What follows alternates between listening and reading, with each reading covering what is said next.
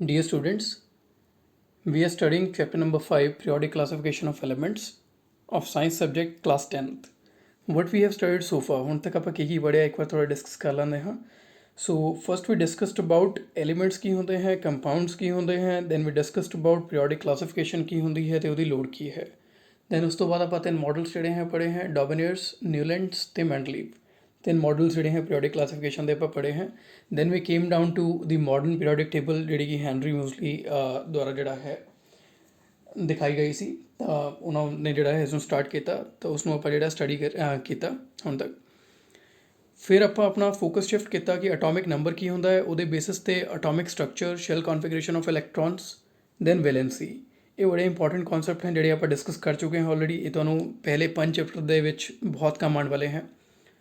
So atomic structure based on the atomic number, then the shell configuration of electrons, दोनों ही similar things हैं, बस एक diagrammatic representation है, एक ਜਿਹੜਾ ਹੈ ਲਿਖਤੀ ਤੌਰ 'ਤੇ ਆਪਾਂ ਕਰਦੇ ਹਾਂ.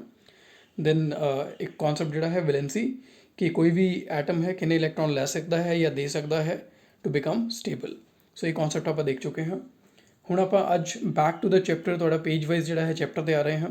so in the third video we left out some questions. ਕੁਛ ਆਪਾਂ ਕੁਐਸਚਨਸ ਦੇਖੇ ਸੀ ਐਜ਼ ਅ ਹੋਮਵਰਕ, ਤੁਸੀਂ ਉਹ ਕਰਨੇ ਸੀ. ਸੋ ਪਹਿਲੇ ਉਹਨਾਂ 'ਤੇ ਆਉਂਦੇ ਹਾਂ, ਉਹਨਾਂ ਦੇ ਆਨਸਰਸ ਦੇਖਦੇ ਹਾਂ, ਉਸ ਤੋਂ ਬਾਅਦ ਆਪਾਂ ਅੱਗੇ ਮੂਵ ਕਰਾਂਗੇ. ਓਕੇ, ਸੋ ਜਦੋਂ ਆਪਾਂ ਮੈਂਡਲੀਵ ਦੀ ਪੀਰੀਓਡਿਕ ਟੇਬਲ ਦੇਖ ਰਹੇ ਸੀ ਤਾਂ ਉਹਦੇ ਵਿੱਚ ਕੁਛ ਇੰਪੋਰਟੈਂਟ ਕੁਐਸਚਨ ਆਏ ਸੀ. ਪ੍ਰੀਸਾਈਜ਼ਲੀ ਮੈਂ ਤੁਹਾਨੂੰ ਇੱਕ ਵਾਰ ਪੇਜ ਨੰਬਰ ਵੀ ਦੱਸ ਦਿੰਦਾ ਹੈ. This is on the page number 85. Okay, in the English medium book. In the Punjabi medium please ਇੱਕ ਵਾਰ ਦੇਖ ਲੈਣਾ before 5.3 it is. Okay, so question हैं. पहला क्वेश्चन था use Mendeleev periodic table to predict the formulae for the oxides of the following elements. पहला है potassium, then carbon, then aluminium, silicon and barium. ये 5 एलिमेंट्स हैं. मैंडलीव ਦੀ ਪੀਰੀਓਡਿਕ ਟੇਬਲ ਨੂੰ use ਕਰਦੇ ਹੋਏ ਇਹਨਾਂ ਦੇ ਫਾਰਮੂਲੇ ਜਿਹੜੇ ਹੈ ਆਕਸੀਜਨ ਨਾਲ ਮਿਲ ਕੇ ਇਹ ਕੀ ਬਣਾਉਣਗੇ, ਆਕਸਾਈਡ ਕਿਹੜੇ ਬਣਾਉਣਗੇ, ਉਹ ਫਾਰਮੂਲੇ ਦੱਸੋ. ਓਕੇ, ਪ੍ਰੈਡਿਕਟ ਕਰੋ. ਸੋ ਆਪਾਂ ਇੱਕ ਵਾਰ ਮੈਂਡਲੀਵ ਦੀ ਪੀਰੀਓਡਿਕ ਟੇਬਲ ਓਪਨ ਕਰ ਲੈਂਦੇ ਹਾਂ. सो ये मैंडलीव की जी है पीरियोडिक टेबल है. थोड़े लिए मैं ये एलिमेंट्स जोड़े हैं 5 ये मार्क करते हैं. आई होप कि तुम भी इनू ट्राई करके देखा होगा. सो पहला एलिमेंट पोटेशियम जोड़ा कि के नाल रिप्रजेंट होता है. जे तुम वो बिल्कुल ऊपर देखोगे ये पहला एलिमेंट है पोटेशियम जोड़ा पूछा गया है. ये ऊपर देखोगे तो R2O इसका फॉर्मूला दिता है. मतलब R की थां जिथे भी तुम R देख रहे हो R की थां वो एलिमेंट पुट कर दो तो वो जोड़ा फॉर्मूला बन जाएगा. ओके, इतने की आ जाएगा K2O. Okay, that is potassium oxide. इवें ही जो हाइड्रोजन नाल पूछा जाए तो RH मतलब कि KH यानी कि potassium hydride. Okay, then second element है अपन जो पूछा गया है एल्यूमीनियम. सॉरी, उस तो पहले अपन कार्बन पूछा गया है carbon. So carbon is CO2 carbon dioxide जिन्होंने आप कहते हैं. दैन एल्यूमीनियम पूछा गया है Al2O3 aluminium oxide. Then silicon पूछा गया है SiO2. दैन बेरियम पूछा गया है दैट इज़ BO. ठीक है, सो ये बड़ा ही ईजी है. जस्ट तुसी देखना है कि किहड़ी थां ते वो एलीमेंट जिहड़ा है किहड़े ग्रुप दे विच वो एलीमेंट जिहड़ा है मौजूद है उहदे बेसिस ते उपर इन्होंने फॉर्मूला दे रखे हैं. हुण ये फॉर्मूला बनते किवें हैं, ये सारे वैलेंसी के बेसिस ते ही बनते हैं. ओके, सारे वैलेंसी के बेसिस से बनते हैं. हुण आपां अगे इसनूं मूव करते हैं. ये तुहानूं पहले क्वेश्चन का जिहड़ा है आंसर मिलिया है. हुण आपां नैक्सट क्वेश्चन देखते हैं. नैक्सट क्वेश्चन है बिसाइड गैलियम. सैकेंड क्वेश्चन है beside gallium which other elements have since been discovered that were left by Mendeleev in his periodic table. okay, gallium तो अलावा किहड़े होर कोई दो एलीमेंट हैं जिहड़े कि उस वेले नहीं लभे गए सी पर उन्हां लई जिहड़ी है जगह छड्डती गई सी. ओके, सो किहड़े हैं. सो इसनूं आपां देख लैना. ये भी तुहाडी बुक दे विच जिहड़ा आंसर दिता होया है ऑन पेज नंबर 83. जे तुसीं देखोगे थले थले scandium, gallium and germanium. For instance scandium, gallium and germanium discovered letter. Okay, but Mendeleev ने इन्हों प्रेडिक्ट पहले ही कर लिया कि इस जगह पर इन्हों फिट करना है. ठीक है जी, ये थोड़ा आंसर मिल गया था. दैन थोड़ा नैक्सट क्वेश्चन है what were the criteria used by Mendeleev in creating his periodic table. Mendeleev ने की क्राइटेरिया यूज़ किया, किस बेसिस से उन्हें अपनी मॉडर्न पीरियोडिक उन्हें अपनी जी है पीरियोडिक टेबल बनाने की कोशिश की थी, पीरियोडिक क्लासिफिकेशन किमें की. हुण इहदे आंसर्स मैं तुहाडे लई नोट बनाए हैं. ओके, सो 3 क्राइटेरिया सी.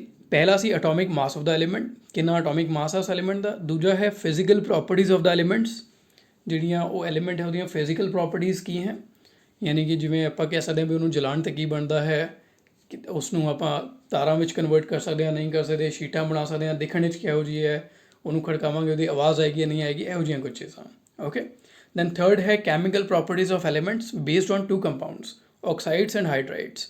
ਤੀਜਾ ਬੜਾ ਇੰਪੋਰਟੈਂਟ, ਜਿਹੜਾ ਸਭ ਤੋਂ ਇੰਪੋਰਟੈਂਟ ਮੈਂ ਕਹਾਂਗਾ ਮੈਂਡਲੀਵ ਦੀ ਪੀਰੀਓਡਿਕ ਟੇਬਲ ਦਾ, ਉਹ ਸੀ ਕਿ ਉਹਨਾਂ ਨੇ ਕੈਮੀਕਲ ਪ੍ਰੋਪਰਟੀਜ਼ ਦੇ ਬੇਸਿਸ ਤੇ ਉਹਨਾਂ ਦੀ ਗਰੁੱਪਿੰਗ ਕੀਤੀ ਕਿ ਕੋਈ ਵੀ ਐਲੀਮੈਂਟ ਆਕਸੀਜਨ ਨਾਲ ਮਿਲ ਕੇ ਆਕਸਾਈਡ ਕੀ ਬਣਾਉਂਦੀ ਹੈ, ਹਾਈਡਰੋਜਨ ਨਾਲ ਮਿਲ ਕੇ ਹਾਈਡਰਾਈਡ ਕੀ ਬਣਾਉਂਦੀ ਹੈ। ਜਿਵੇਂ ਕਿ ਹੁਣੇ ਤੁਸੀਂ ਪਹਿਲੇ ਕੁਐਸਚਨ ਵਿੱਚ ਦੇਖਿਆ, ਐਲੂਮੀਨੀਅਮ ਜਿਹੜਾ ਹੈ Al2O3 ਬਣਾਉਂਦੀ ਹੈ। ਓਕੇ, ਤੇ ਬੇਰੀਅਮ ਜਿਹੜੀ ਹੈ ਉਹ BaO ਬਣਾਉਂਦੀ ਹੈ, ਬੇਰੀਅਮ ਆਕਸਾਈਡ। ਤਾਂ ਦੋਨਾਂ ਦੇ ਹੀ ਫਾਰਮੂਲਾਜ਼ ਜਿਹੜੇ ਹੈ ਪਲੱਸ ਹਾਈਡਰਾਈਡ ਨਾਲ ਕੀ ਬਣਦੇ ਹੈ, ਤਾਂ ਇਸ ਬੇਸਿਸ 'ਤੇ ਉਹਨਾਂ ਨੇ ਟਰਾਈ ਕੀਤਾ ਡਿਫਰੈਂਸ਼ੀਏਟ ਕਰਨ ਦਾ ਅਤੇ ਅਲੱਗ-ਅਲੱਗ ਗਰੁੱਪ ਬਣਾਉਣ ਦਾ। ਓਕੇ, ਨੈਕਸਟ ਕੁਐਸਚਨ 'ਤੇ ਆਉਂਦੇ ਹਾਂ।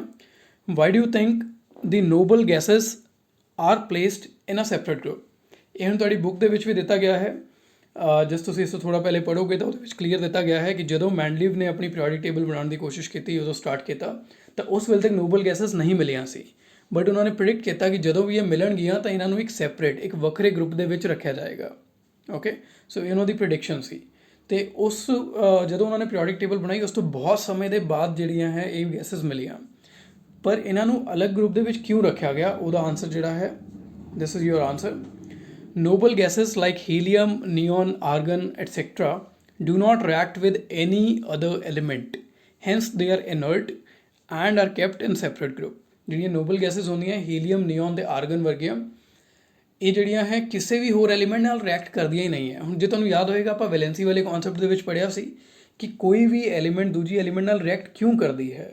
ਰੀਜ਼ਨ ਹੁੰਦਾ ਹੈ ਸਟੇਬਲ ਸਟੇਜ ਵਿੱਚ ਆਉਣਾ। ਉਹਦੇ ਆਊਟਰ ਮੋਸਟ ਸ਼ੈਲ ਜਿਹੜਾ ਹੈ ਉਹਦੇ ਵਿੱਚ ਨੰਬਰ ਆਫ ਇਲੈਕਟ੍ਰੋਨ ਜਿੰਨੇ ਵੱਧ ਤੋਂ ਵੱਧ ਆ ਸਕਦੇ ਹੈ, ਉਹਦੇ ਕੋਲ ਉਹਨੇ ਨਹੀਂ ਹੁੰਦੇ, ਜਿਹਦੇ ਕਰਕੇ ਉਹ ਐਲੀਮੈਂਟ ਕੋਸ਼ਿਸ਼ ਕਰਦੀ ਹੈ ਕਿ ਜਾਂ ਤਾਂ ਉਹ ਐਲੀਮੈਂਟ ਜਾਂ ਤਾਂ ਉਹ ਇਲੈਕਟ੍ਰੋਨ ਲੈ ਲਵੇ ਜਾਂ ਇਲੈਕਟ੍ਰੋਨ ਦੇ ਦੇਵੇ ਅਤੇ ਸਟੇਬਲ ਹੋ ਜਾਵੇ।